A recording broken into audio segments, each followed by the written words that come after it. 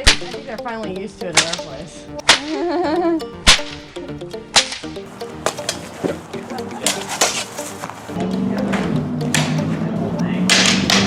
Wolverine cosplay. I'm Batman.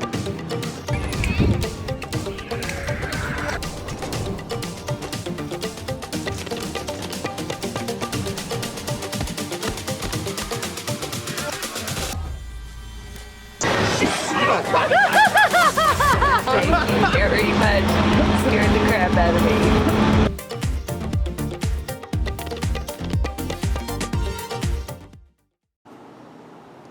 Hey everybody, and welcome back to my YouTube channel. Today we're going to be doing a costume breakdown of my Temple of Doom Indiana Jones gear that I wore for today. I've got so many different variations of Indy outfits that I want to try and get in the habit of doing this every time I go out, so you guys can kind of get a good look at my gear. There's all sorts of videos on this channel for individual pieces of the gear, hats, whips, belts, you name it.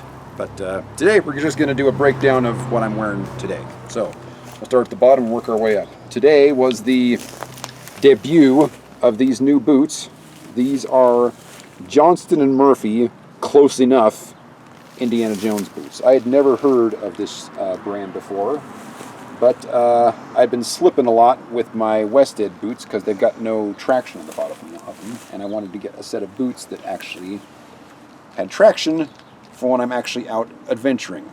So I found these, and they really, really look the part. I'll be doing a deep dive breakdown of these boots in another video.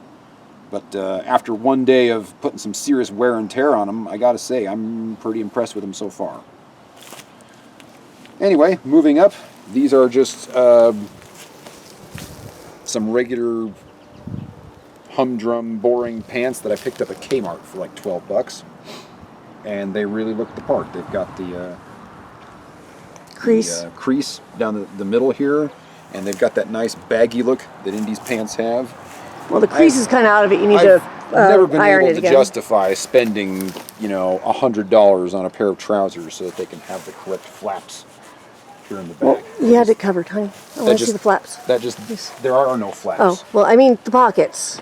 What I'm saying is these pants don't have flaps. Oh. But it just seems like that's a really, really steep price to pay to have the flaps, because other than that, these pants look great. Mm-hmm. And like I said, I think they look great. 12 bucks.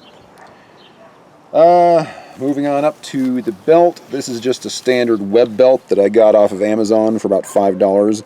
This used to be brass, which is correct for the first 2 films, but I've worn it so much that it's lost most of its color. I am considering upgrading to a Last Crusade one for some of my other costume variations. The gun belt here is from Make It Jones. They make really, really good belts, and the holster here is also from Make It Jones.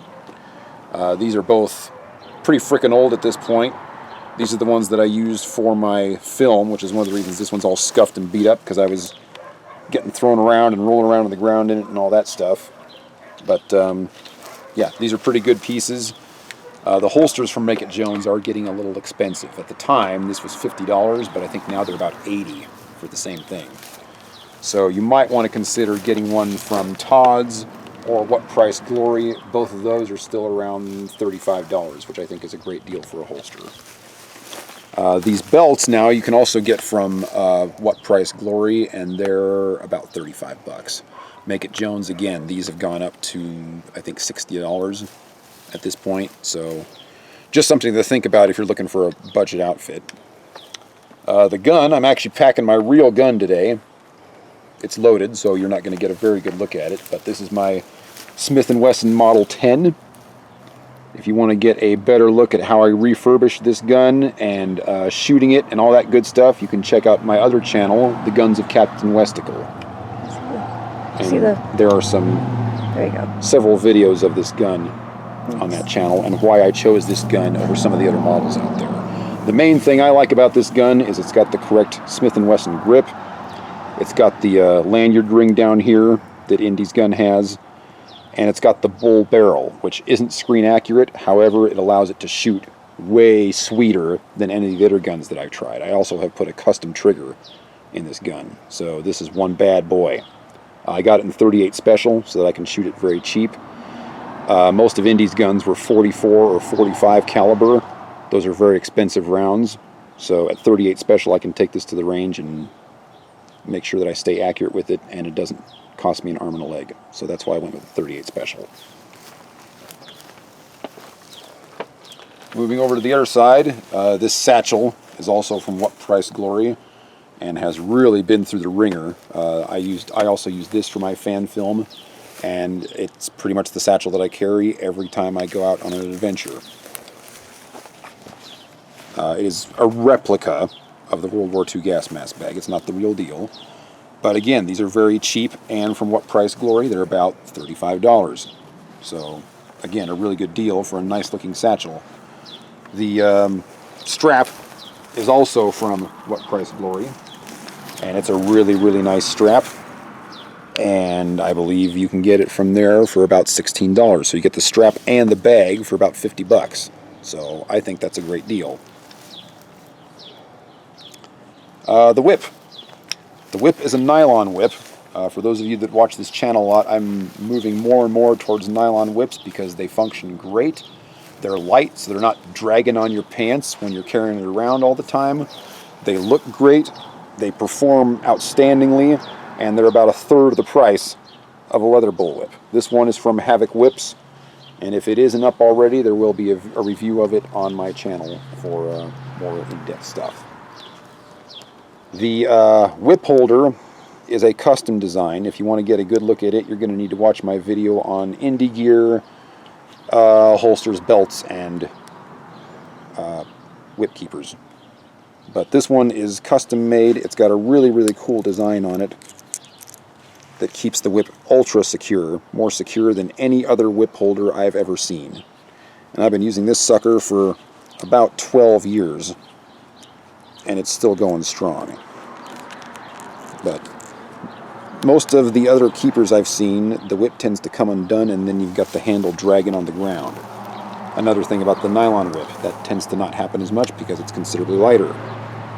So, just all things to consider.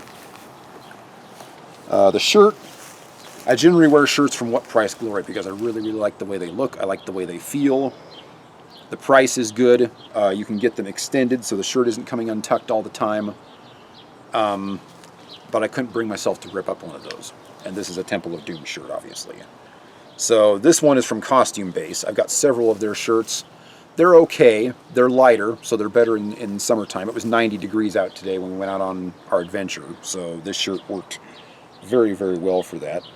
There's nothing inherently wrong with these shirts. As you can see, they've got the correct gussets here. They've got the correct shoulder strap. The color on them is okay. If you're a Crystal Skull or Dial of Destiny person, this color is actually probably more accurate to those films. And these shirts run you about half of what a regular Indy shirt would. The Carolean Dry Goods, What Price Glory, Azuma, I think is the other brand out there. Those will go anywhere from 60 to 80 bucks for a good Indy shirt. You can get one of these from Costume Base for about 35 bucks, and it's a pretty good shirt. This shirt has seen a lot of action. It's about 10 years old, and it's still going strong. I ripped the sleeve off. If you're going to do that, you want to do it before the seam so that the stitches don't come undone. I just basically cut it off with a pair of scissors.